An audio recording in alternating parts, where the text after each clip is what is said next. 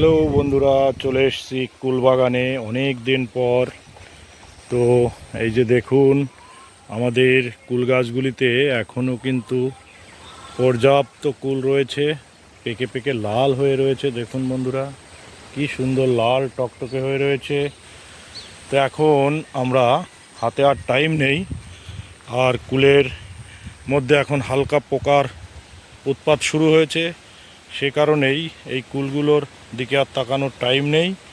এখন কিন্তু আমরা এই যে দেখুন নতুন ব্রাঞ্চ ছাড়তে শুরু করেছে, তার মানে এখন এদেরকে আবার নতুন করে তৈরি করতে হবে। তো সেই কারণেই গাছগুলো আমরা আজকে এই যে দেখুন এদিকটায় কাটতে শুরু করেছি। তো এই গাছ কাটার যে পুরো পদ্ধতিটা, মানে কিভাবে গাছগুলোকে কাটবেন বা গাছ কাটার পরে কি পরিচর্যা করবেন, হ্যাঁ, তৎক্ষণাৎ কি পরিচর্যা করতে হবে সেগুলো, এবং গাছটা কোন পদ্ধতিতে কাটতে হবে, মানে সঠিক পদ্ধতিটা কি, এ টু জেড কিন্তু ভিডিও আপনাদের দেখানোর চেষ্টা করব। তো চলুন ভিডিওটি শুরু করা যাক। তো ফ্রেন্ডস, প্রথমে আমি আপনাদের দেখাই কিভাবে গাছগুলো কাটবেন। আর সব সময় এই ধরনের করাতটাই ব্যবহার করবেন।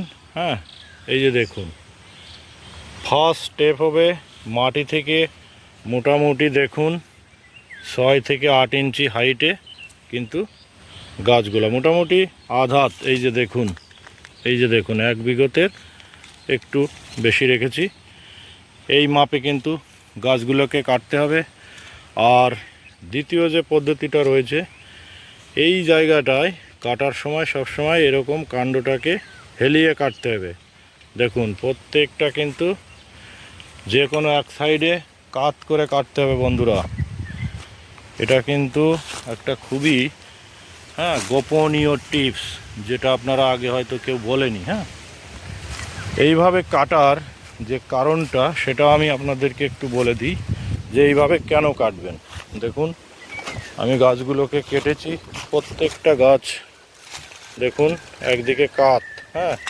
এখানে হালকা একটু ছালটা উঠেছে, অসুবিধা নেই। এইভাবে কিন্তু একদম সমান করে মসৃণ করে বন্ধুরা কাটার চেষ্টা করবেন। অবশ্যই যে কোনো একদিকে এরকম কাত করে কাটতে হবে। যে দেখুন, ভালো করে দেখুন, এই হচ্ছে এটার মেন কাটার যে পদ্ধতিটা। আর দ্বিতীয় যেটা হচ্ছে, মাটি ছাড়া মোটামুটি কতটা হাইট রাখবেন, ওই আধ হাত বা 8 ইঞ্চি 10 ইঞ্চি এরকম হাইট রাখবেন। আর এরপরে যেটা করতে হবে বন্ধুরা, এই যে দেখুন এই কাটা জায়গায় আপনাদের যে কোনো ফাঙ্গিসাইডের প্রলেপ লাগিয়ে দিতে হবে। যে কোনো ফাঙ্গিসাইডের প্রলেপ কিন্তু এই কাটা জায়গায় অবশ্যই লাগাতে হবে। দেখতে পাচ্ছেন বন্ধুরা কি পরিমাণে কুল রয়েছে, আমি একটু দেখাই।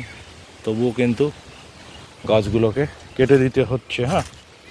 তো এই হচ্ছে মোটামুটি আজকের ভিডিওর মেন টপিক ছিল, যে গাছগুলোকে কিভাবে কাটবেন। যে কোনো দা বা হেসো কাঁচি দিয়ে কাটতে যাবেন না, তাহলে এখানে ছালটা উঠে যাবে এবং এখান থেকে ফাঙ্গাস লেগে গাছটা মারা যেতে পারে।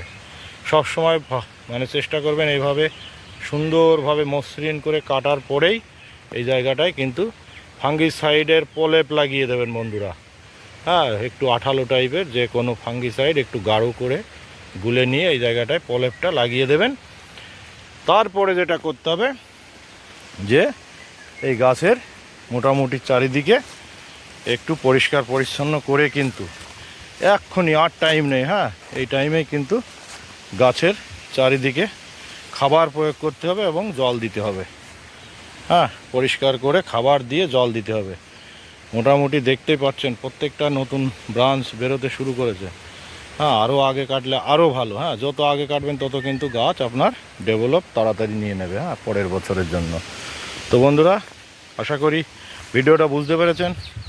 আর যারা চ্যানেলে নতুন রয়েছেন অবশ্যই সাবস্ক্রাইব করে সঙ্গে রাখবেন, আর বেশি বেশি করে চাষি বন্ধুদের মধ্যে শেয়ার করবেন। ঠিক আছে, সবাই ভালো থাকবেন। Thank you.